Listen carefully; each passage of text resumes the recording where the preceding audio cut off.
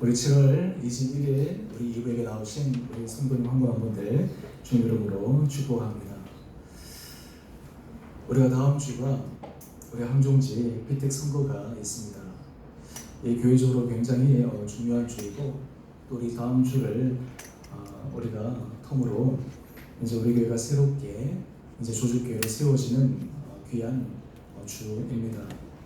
이런 한 주를 앞두고 오늘 우리가 히브리서 함께 읽었던 말씀을 통해서 우리가 지금까지 주의 교회가 시작되고 여러 가지 많은 우여곡절을 겪고 힘든 일도 겪고 또 기쁨과 그리고 즐거운 시간도 있었고 슬픔과 아픔의 시간들도 있었지만, 앞으로 우리 교회를 통해 정말 하나님께서 기뻐 받으시는 거룩한 공동체, 아름다운 공동체, 정말 하나님께서 원하시는 그 공동체를 위해 어떻게 우리가 한 마음으로 이 길을 달려갈 수 있을까, 오늘 말씀을 통해 우리가 함께 묵상해 보기를 원합니다. 이 세상에 수많은 교회들이 있지만 하나님께서 우리들을 주은의 교회로 불러주시고 이 주은의 교회 안에 우리가 한 지체로 우리가 신앙생활을 한다고 하는 것이 얼마나 귀하고 복된 일인지 모릅니다. 오늘 제가 교회에 관해서도 때로 설교 말씀도 하고 또 우리 공동체에 관해서도 설교 말씀을 하고 있는데, 오늘 특별히 히브리서 10장 이 말씀을 통해 그 많은 것 가운데 우리가 가장 본질적이고 핵심적이고 중요한 이 부분들을 우리가 정말 마음을 모아 힘쓸 수 있다면 우리 주은의 교회를 통해 또 하나님께서 우리 성도들을 통해 역사하신 그 은혜를 깊게 경험할 수 있으리라 생각해 봅니다. 오늘 우리는 이런 질문을 해봅니다. 우리가 일상을 살아가며 하나님께서 원하시는 것이 무엇일까? 하나님께서 우리를 향한 하나님의 뜻은 무엇일까? 이런 질문들을 우리는 많이 합니다. 왜냐하면 우리가 왜 이 질문을 던지냐면, 하나님께서 원하시는 것을 하기만 하면, 하나님께서 기뻐하신 일을 하기만 하면 그 결과는 반드시 좋은 결과가 일어난다라고 하는 믿음의 확신이 있기 때문에 그러합니다. 오늘 특별히 우리가 주은의 교회 공동체, 우리가 이 교회에 하나님께서 우리를 향해서 원하시는 그 공동체의 모습은 어떠한 것이 되어야 될까? 오늘 우리가 그 말씀을 통해 살펴보기 원합니다. 먼저 첫 번째는요, 하나님이 원하시는 기뻐 받으시는 거룩한 공동체는 십자가의 은혜를 바라보는 공동체입니다. 먼저 첫 번째는 십자가의 은혜를 바라보는 공동체다라고 하는 것입니다. 여러분, 교회 공동체에 있어서 가장 중요한 십자가 은혜입니다. 십자가의 은혜가 모든 공동체 구성원 가운데, 모든 지체들 가운데 마음에 새겨질 때 바로 우리는 거룩한 성도로서 이 교회 공동체를 만들어 갑니다. 여러분, 우리가 교회 공동체 안에 우리가 부름을 받은 것은 사람과의 교제권, 사람이 사람과의 어떤 그런 관계망 속에서 이 안에 우리를 부르신 것이 아니라, 하나님께서 우리를 이 자리에 부르신 것은 우리가 십자가의 그 은혜 아래 우리가 이 공동체 안에서 어떻게 설 수 있는가라고 하는 것을 고백하며 그리고 그것을 누리며 살아가는 공동체가 하나님이 기뻐 받으시는 거룩한 공동체입니다. 여러분, 삶을 살아오면서 여러분 삶의 깊은 절망을 겪어본 적이 있으십니까? 네, 저기 지금 계속 있어보죠. 창문이 열려 있어서 그런가? 네. 밖으로, 에어컨 때문에, 네, 좋습니다. 저 아까 지금 하다가 말씀을 일단 놓쳐가지고 그냥 신경 쓰지 마시죠. 여러분, 우리가 삶의 깊은 절망, 좋습니다. 간단하게 여러분들은 살아가면서 누구나가 삶의 깊은 절망을 경험해 보셨을 것입니다. 내가 하고자 하지만 되어지지 않는 것, 내가 간절히 원하지만 그 일이 나한테 이루어지지 않는 것, 또 그리고 우리가 현재 삶 가운데 걸어가긴 하지만 이 문제를 해결하기 위해서 어떻게 해야 될까, 여러 가지 방법들을 우리가 간구하지만 때로는 그 방법들이 별로 효과가 없을 때, 그때 우리는 깊은 실망과 낭망을 경험하게 됩니다. 고전책 가운데 키에르케고르의 죽음에 이르는 병이라고 하는 책이 있습니다. 아마 여러분들 읽어보신 분도 있고 또 그리고 이 책에 대해서 들어보신 분들도 많으시리라 생각합니다. 이 책에서 사람들이 절망에 죽음에 이르는 병은 바로 절망이라고 얘기하는데요. 이 절망의 부류를 재미있게 크게 두 가지로 이야기합니다.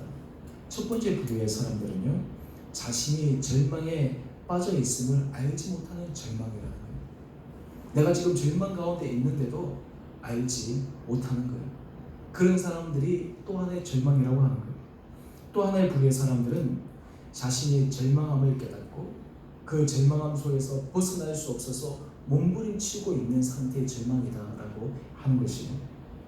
여러분, 우리가 삶을 살아가면서 이러한 문제에 있어서 가장 근원적인 가장 근원적인 문제 해결책은 어디에 있을까? 오늘 이 책에서는 바로 이것을 극복할 수 있는 바로 중요한 핵심의 키는 믿음에 있다라고 이야기를 합니다. 여러분, 우리는 모든 문제들이 일어날 때마다 우리에게는 이런 생각이 떠오릅니다. 내가 무슨 잘못이 있길래 이런 일들이 일어날까? 내가 어떤 죄악이 있길래 내가 이런 일들을 경험하게 될까? 내가 예전에 정말 선하게 내가 잘 살았는데 왜 나에게는 이런 일이 일어날까? 내가 미처 알지 못했던, 내가 의식하지 못했던 내 안에 그런 죄악의 부분들은 혹시 없는가? 라고 하는 그런 생각들을 우리는 종종 하기도 합니다. 그런데 우리가 십자가의 은혜 아래 서기 위해서 우리 모든 성도들이 깊게 인식해야 될 중요한 부분들이 있습니다. 바로 그 부분은 우리의 실존적인 출발이 우리는 죄악에서부터 출발되어졌다라고 하는 것이에요. 제가 설교 말씀 드릴 때마다 우리는 하나님의 형상대로 지음을 받아서 우리 안에는 하나님의 형상이 남아있다. 그래서 우리 안에는 하나님의 선한 모습, 하나님께서 우리에게 기뻐 받으시는 거룩한 모습을 우리는 추구할 수 있는 그런 흔적들은 남아있지만 실상 우리의 삶의 부분은 우리는 죄악의 모습이다 라고 하는 것이에요. 여러분, 우리의 첫 출발점들이 내가 죄악에서부터 출발되어졌다, 내 안에 깊은 죄성에서부터 내 삶이 기초하고 있다 라고 하는 것을 우리가 직시하는 순간, 그때 비로소 이 문제는 내 힘으로, 내 능력으로 해결될 수 없기에 이것을 유일하게 해결할 수 있는 분은 예수 그리스도다 라고 하는 믿음의 고백을 가지고 주님 앞에 나와 예배를 드리게 됩니다. 오늘 요한일서 1장 8절 말씀을 보면, 만일 우리가 죄가 없다고 말하면 스스로 속이고 또 진리가 우리 속에 있지 아니할 것이요. 저는 이번 주 이 말씀을 준비하면서 하나님 앞에 참 많은 회개의 기도를 드렸습니다. 지난 시간들을 가만히 돌이켜보니까 참 하나님 앞에 죄송할 것이 너무너무 많은 것이죠. 하나님의 은혜를 받은 것이 큼에도 불구하고 우리의 삶의 모습들이 정말 하나님 앞에서 정말 이 많은 이 죄악의 모습들이 얼마나 많았는가. 어렸을 때부터 시작해서 지금까지의 시간들을 통해. 근데 문제는 그것은 우리 힘으로 해결될 수 없다라고 하는 거예요. 여러분, 한번 엎질러진 물을 담을 수가 있습니까? 한번 우리가 했던 그 과거의 실수와 범죄와 죄악들을 우리가 다시 치워버릴 수가 있습니까? 인생에 지우개 같은 것이 있어서 우리의 과거의 말들, 과거의 행적들, 우리 과거의 잘못들, 과거의 죄악들을 우리가 다 치워버릴 수만 있다면 우리가 치워버리고 싶은데 결코 치울 수가 없다라고 하는 거예요. 문제는 또한 그것이 우리의 삶에 끊임없이 따라와서 현재 삶에도 영향을 미치고 있기 때문에 그러합니다. 그럼에도 불구하고 우리가 십자가의 은혜를 모르는 사람들은 내가 뭐 잘못했나, 내가 무슨 죄악이 있나 라고 하면서 자기 자신을 깊게 인식하지 못합니다. 그런데 오늘 요한일서 1장 10절은 우리에게 명확하게 말씀하고 있습니다. 만일 우리가 범죄하지 아니하였다 하면 하나님을 거짓말하는 이로 만드는 것이니 또한 그의 말씀이 우리 속에 있지 아니하니라. 여러분, 신앙의 가장 출발점은 내가 죄인이다 라고 하는 것을 고백할 때 우리의 신앙이 출발하게 됩니다. 여러분, 우리가 신앙 공동체 안에 하나님께서 우리를 불러주셨을 때 내가 하나님 앞에 철저한 죄인이다 라고 하는 것을 우리가 인식하게 될 때 그때 비로소 우리는 주님의 은혜를 바라보게 됩니다. 여러분, 이 죄악의 문제는 결코 우리 힘으로는 해결할 수가 없습니다. 우리 힘으로는 그것을 치울 수가 없습니다. 우리는 그 죄의 싹을 우리는 감당할 수밖에 없습니다. 거기서 벗어날 수 있는 유일한 길은 바로 십자가 예수 그리스도의 은혜밖에 없습니다. 그래서 히브리서 10장 19절은 이렇게 우리에게 말씀하고 있습니다. 그러므로 형제들아, 우리가 예수의 피를 힘입어 성소에 들어갈 담력을 얻었나니. 여러분, 우리가 십자가의 은혜 안에 선다라고 하는 것은 우리 힘으로는 도저히 들어갈 수 없는데 예수 그리스도의 은혜로 말미암아 그 길을 담대하게 들어갈 수 있을 때, 그때 비로소 우리에게는 새로운 힘의 근원이 생기게 됩니다. 요한일서 1장 9절은 이어서 우리에게 말씀하고 있습니다. 만일 우리가 우리 죄를 자백하면 그는 미쁘시고 의로우사 우리 죄를 사하시며 우리를 모든 불의에서 깨끗하게 하실 것이요. 여러분, 우리가 교회 공동체가 은혜 공동체가 되기 위해서 우리가 모두 다 고백해야 될 것이 무엇이냐면 나는 죄인입니다 라고 하는 그 고백입니다.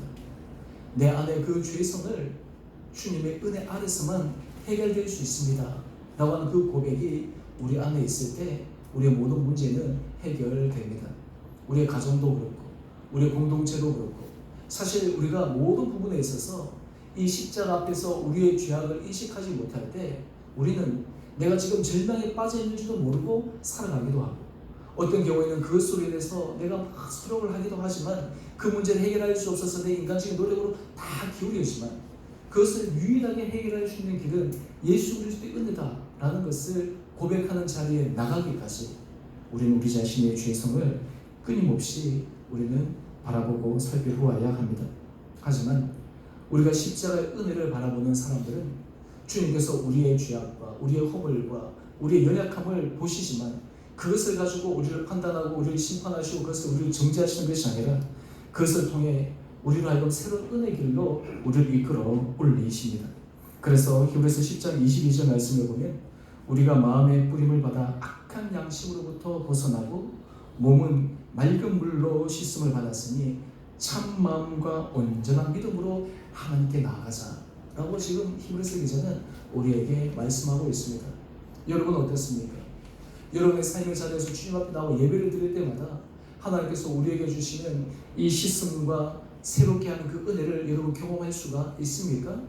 여러분, 우리가 삶의 자리에 주님 앞에 나와 예배를 드릴 때마다 하나님께서 우리 심령 가운데 새로운 기회, 새로운 시작, 새로운 출발을 허락해 주신 그 은혜를 우리는 경험할 때 그것이 바로 십자가의 놀라운 은혜입니다. 여러분, 신앙생활할 때 십자가의 은혜가 바로 우리 복음의 핵심이요, 우리 신앙의 핵심이요, 교회의 핵심일 때 그 교회는 살아있게 됩니다. 여러분, 초대교회에서 사람들이 복음을 전할 때 복음을 전하는 내용은 너무너무 단순했어요. 그들이 복음을 전할 때의 진리는 심플했습니다. 이것이었습니다.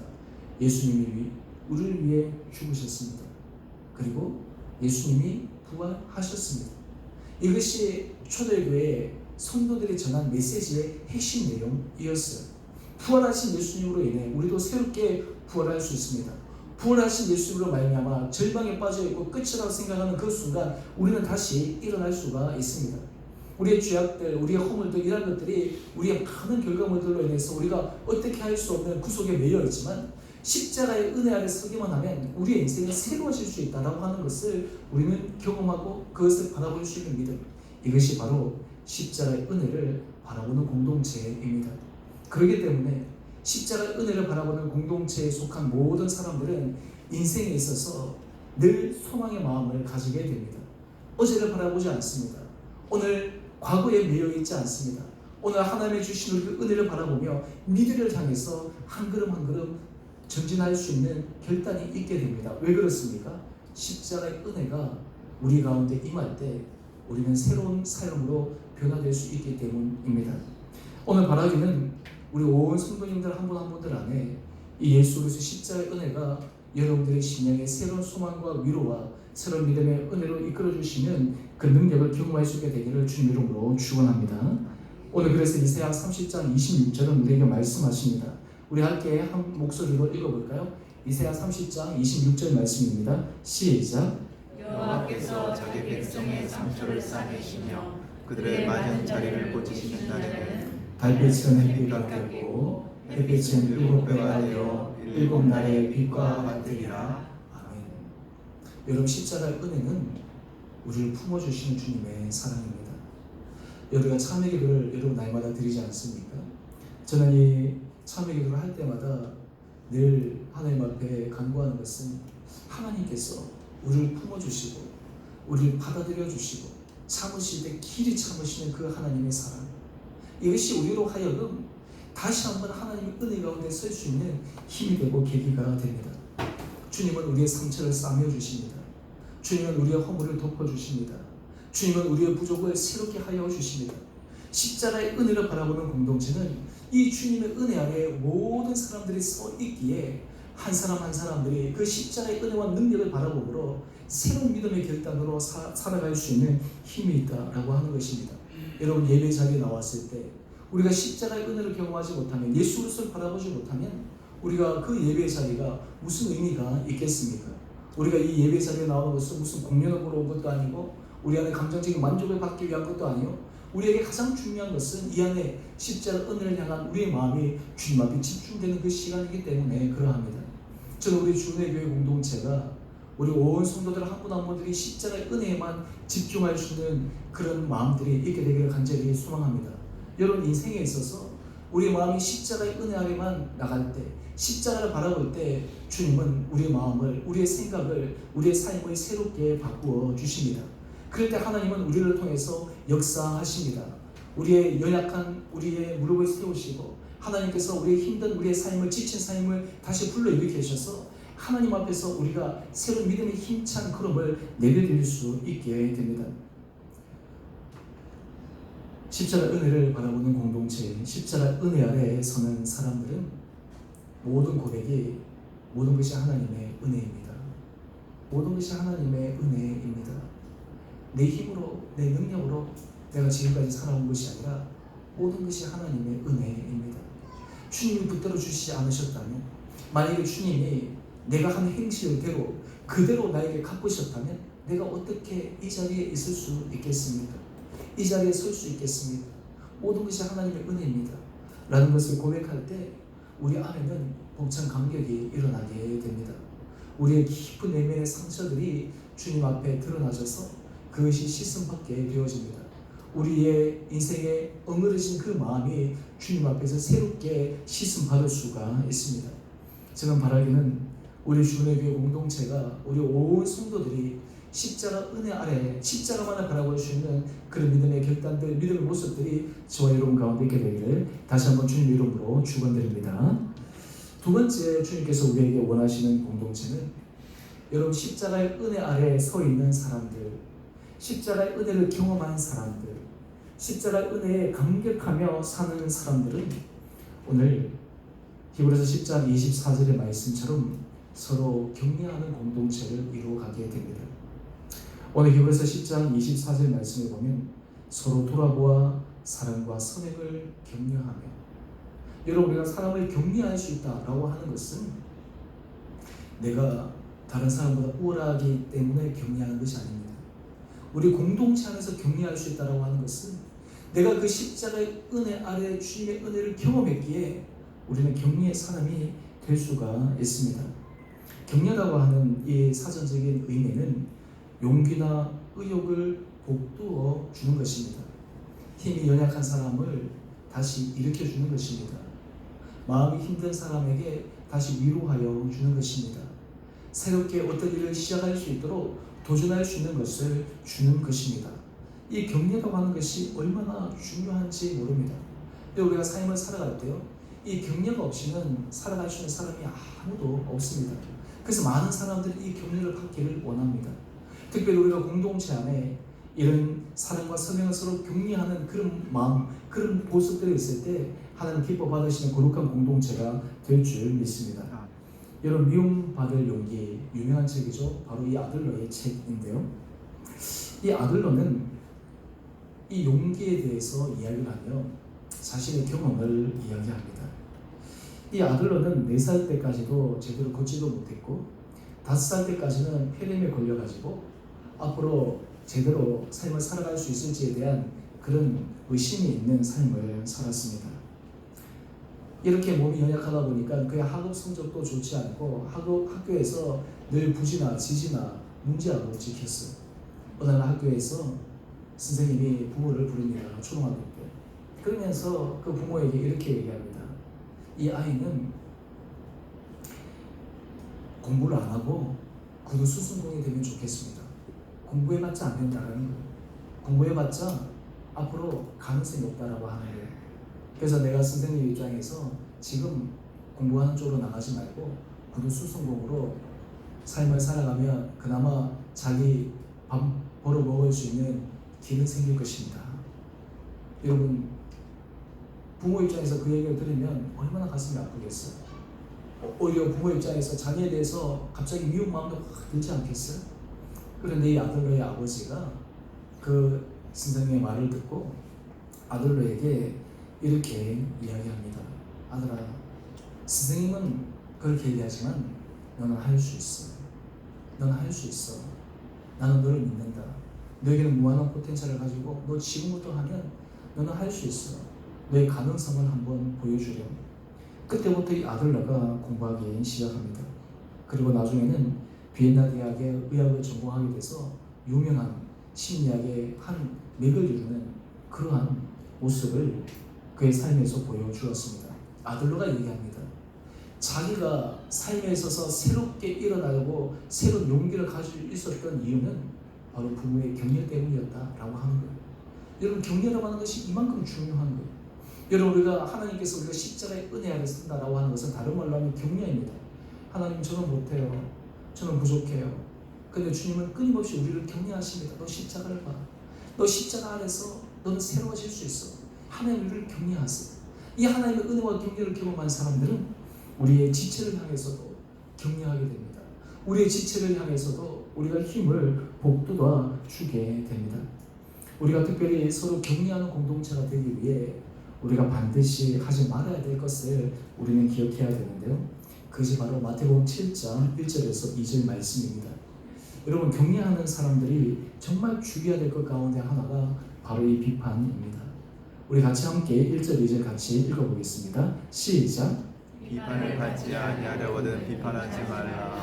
너희가 비판하는 그 비판으로 너희가 비판을 받을 것이요 너희가 헤아리는 그 헤아림으로 너희가 헤아림을 받을 것이니라.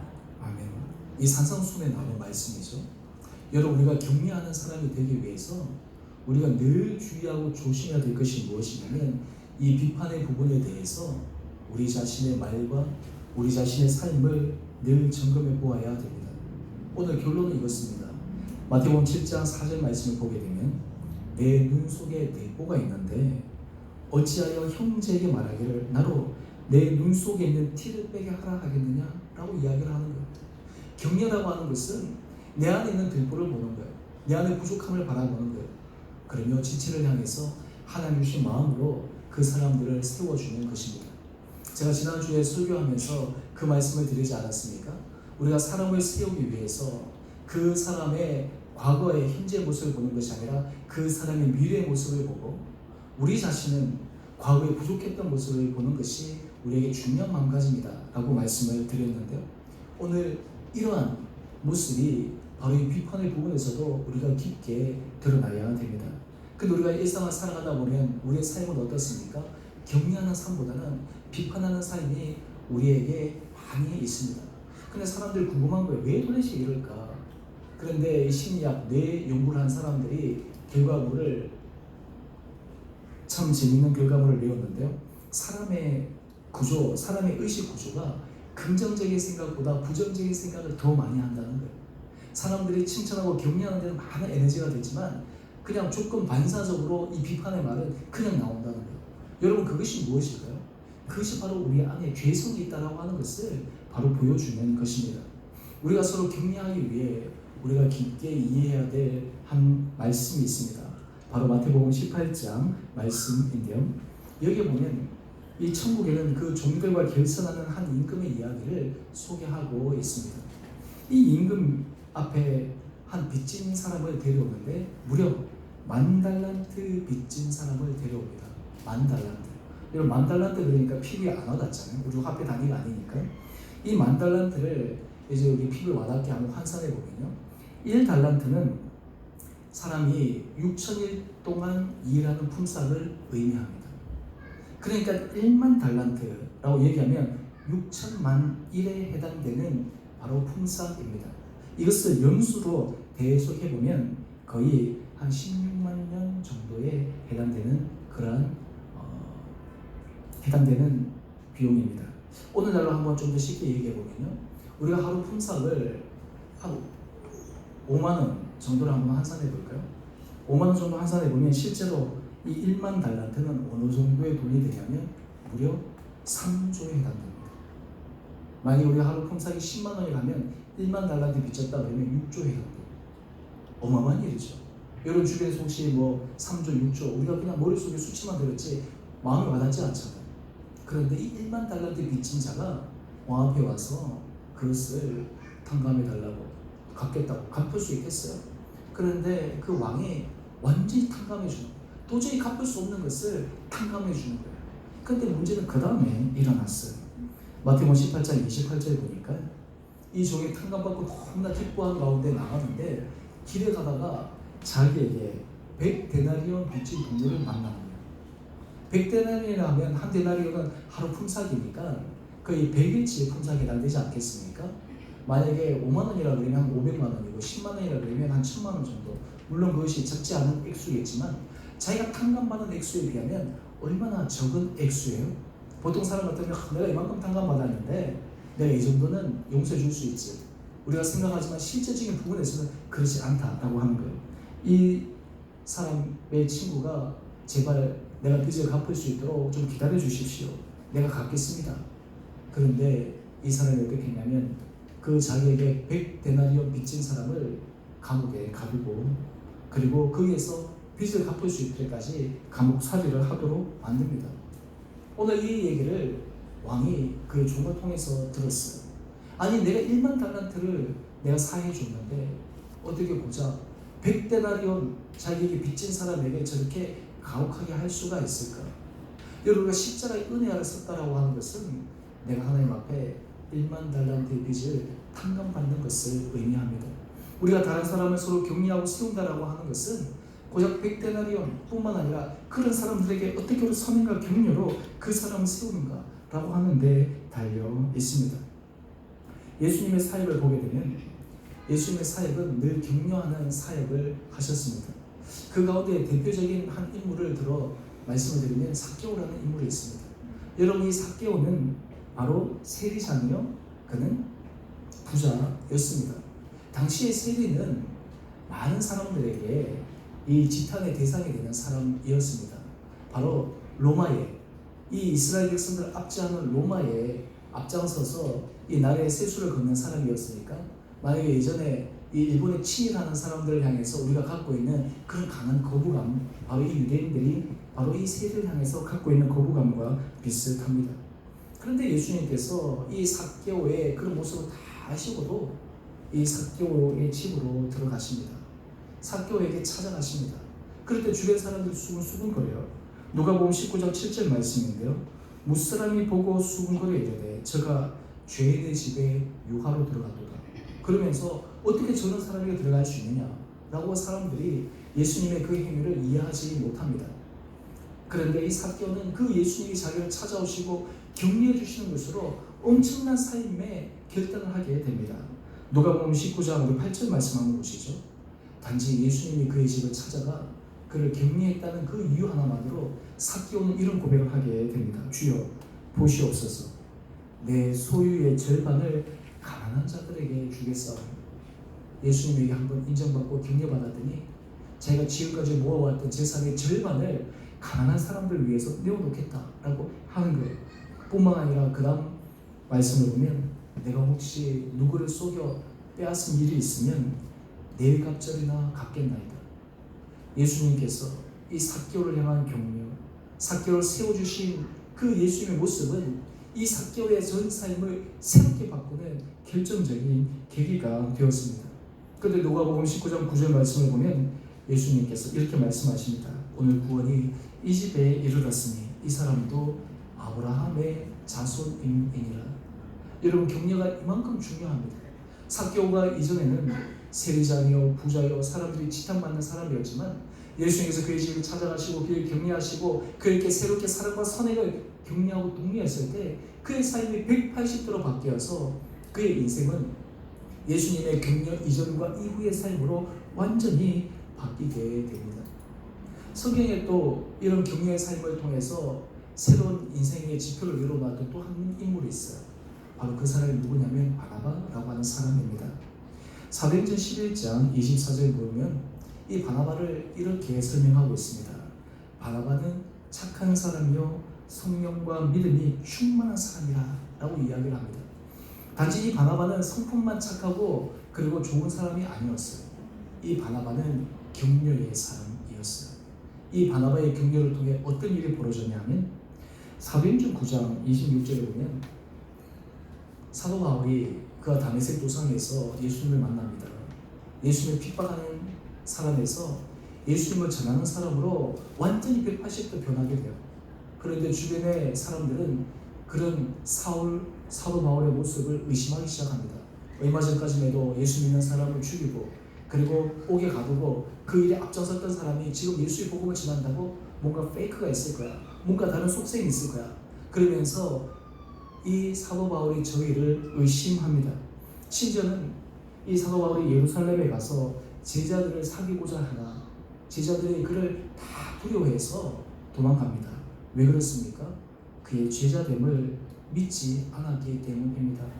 이때 바로 이 사도 바울의 모습을 그대로 놔두었다면 이 사도 바울이 물론 하나님께서 다른 루트로도 일하셨겠지만 사도 바울이 정말 이 사도들 안에 들어가서 그 복음 사역에 있어서 핵심적인 일을 하는 데는 더 많은 시간이 걸렸을지도 모릅니다. 그런데 이 일을 준비한 사람이 있었어요. 그것이 바로 바나바였어요. 사도행전 9장 27절 말씀을 보면 바나바가 대신해서 이 사도 바울을 사도들에게 가서 대변해 줍니다.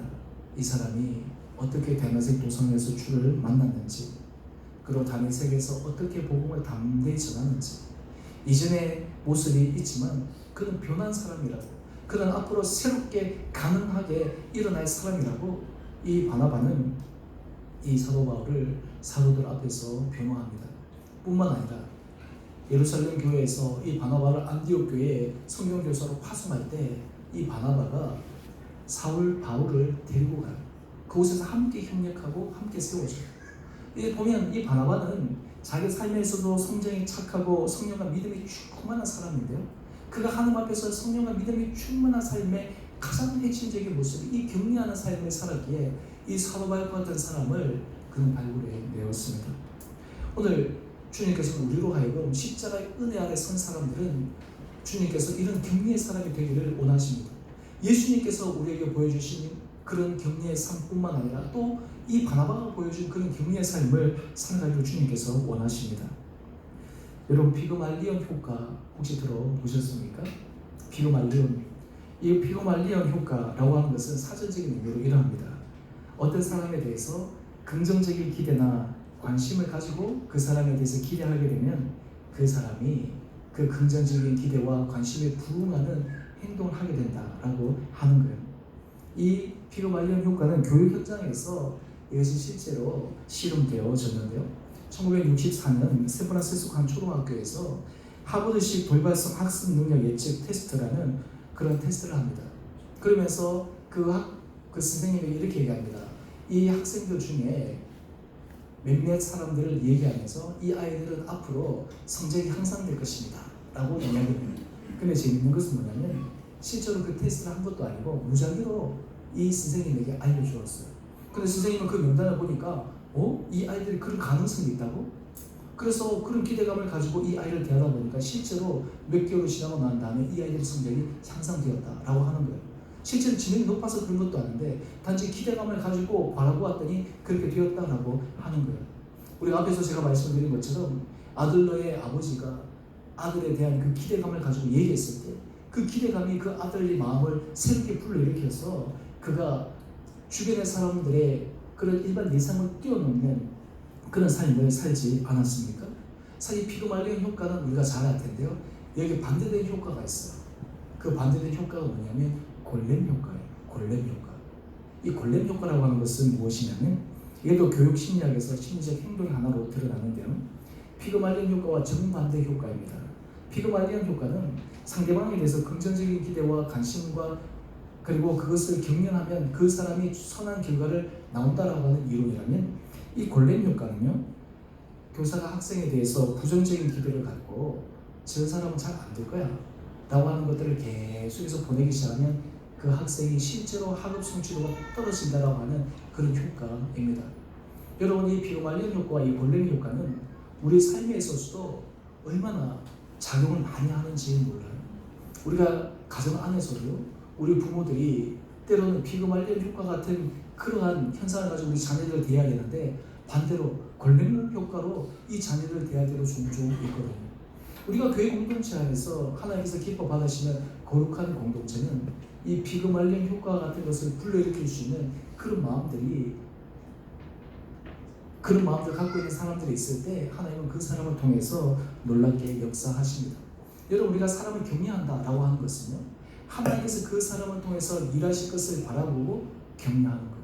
하나님께서 그 사람을 통해서 어떻게 세워서 일하실까라고 하는 것을 우리가 함께 마음을 모아 거기에 대해서 우리가 격려하고 기대하고 소망하는 거예요. 우리가 다음 주에 우리 항종직 선거가 있습니다. 사실 우리 교회적으로는 이제 정말 제대로 된 이제 교회법에 따라 굉장히 중요한 그러한 모멘텀에서 있게 됩니다.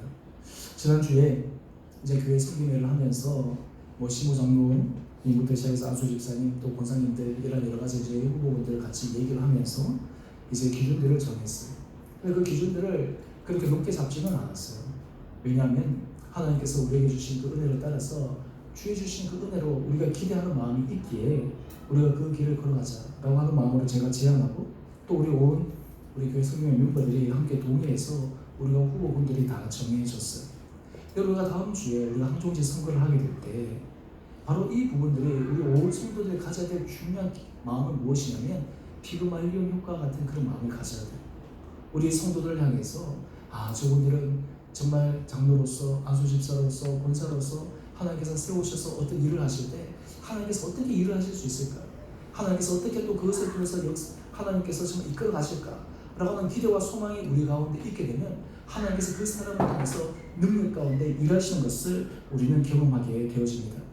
여러분, 사람이 참 신기하게도 사람에 대해서 기대와 소망과 그리고 그런 것을 가지게 되면 그 사람의 포텐셜들이 막 일어나게 돼요. 근데 예를 들어서 사람에 대해서 이 골렘 효과처럼 부정적이고 이런 것들을 막 하게 되면요, 자기 포텐셜들을 발휘하기가 참 어렵게 됩니다. 저는 우리 교회 공동체는 하나님의 은혜 가운데서 정말 서로 돌아보아 사랑과 선행을 아름답게 격려할 수 있는 격려의 공동체가 되기를 주님의 이름으로 소망합니다. 오늘 이렇게 될 때 하나님께서 우리 세우시는 사람이나 우리 한 사람 한 사람들이 하나님께서 어떻게 일하실까라고 하는 것을 우리가 믿음으로 바라보며 우리 온 성도들이 주님 앞에서 새로워지리라 믿습니다. 참 재밌는 것은요, 제가 이제 후보 되시는 분들하고 이렇게 뭐 전화 통화도 하고 이렇게 할 때 공통적으로 얘기하는 게 뭐냐면 저에게 물론 뭐 인사성으로 얘기하시는 분도 있겠지만 대부분 거의 모든 분들이 저는 부족하다라고 하는 고백이에요. 저는 부족하다라고 하는 거예요. 그래서 저는 사실은 그 고백이 하나님께서 우리를 통해서 일하실 수 있는 중요한 고백이다라고 저는 생각합니다. 왜냐하면 그 부족함이 있을 때 하나님께서 우리를 통해서 일하신 은혜의 능력을 바라볼 수 있기 때문입니다. 여러분, 우리 교회 공동체는 하나님께서 이 격려를 통해 사람을 세움을 통해서 한 사람 한 사람이 만들어지는 것을 경험해 갈 수 있는 귀한 공동체가 되기를 간절히 소망합니다. 오늘 그럴 때 하나님께서 여러분 한 분들을 세울 뿐만 아니라 우리 공동체 은혜 가운데 세워지고 여러분들을 통해서 정말 사람들이 세워지고 사람들이 일으켜지고 사람들이 힘을 얻고 사람들이 소망을 얻는 그런 은혜 공동체가 되기를 원합니다. 제가 목회를 하면서 제가 보면 지난 시간들을 보면 참 그런데 저에게 찾아와서 여러 가지 이제 얘기를 하고 하는 분들 가운데 어떤 분들은 늘 비판적이고 부정적인 의견들을 가지고 저한테 얘기하시는 분들이 있었어요. 그런 분들은 처음부터 끝까지 그랬어요. 처음부터 끝까지. 그래서 제가 여러 가지 것들을 얘기하고 격려하고 하고 해도 참 그것이 바뀌지 않아요. 그래서 제가 이제 한 번은 이런 질문을 합니다. 왜 똑같은 일을 그렇게 바라보십니까? 이렇게도 바라볼 수 있지 않습니까? 라고 이야기를 해요. 그러고 나서 이제 끝나고 돌아갑니다. 다음에 와서도 또 그래요. 그러면서 이제 그런 것들을 통해서 제가 막 기도하는 게 내가 많이 참 부족해서 그렇구나. 내가 그분들에게 그렇게 보여줄 수 있는 그런 것들이 없어서 그럴 수 있겠구나. 근데 또 재밌는 것은요, 똑같은 사안인데 어떤 분들은 그것을 긍정적으로 제가 말씀한 분들도 있었어요. 그때마다 제가 느끼는 것은 이거예요. 아니 어떻게 똑같은 사안인데 이렇게 전혀 다르게 볼 수가 있을까? 어떻게 똑같은 사안인데 어떻게 이렇게 반응할 수가 있을까? 제가 목회자 입장에서 보게 되면 똑같은 사안 가운데서도 긍정적으로, 똑같은 사안 가운데서도 격려해주고 힘을 주는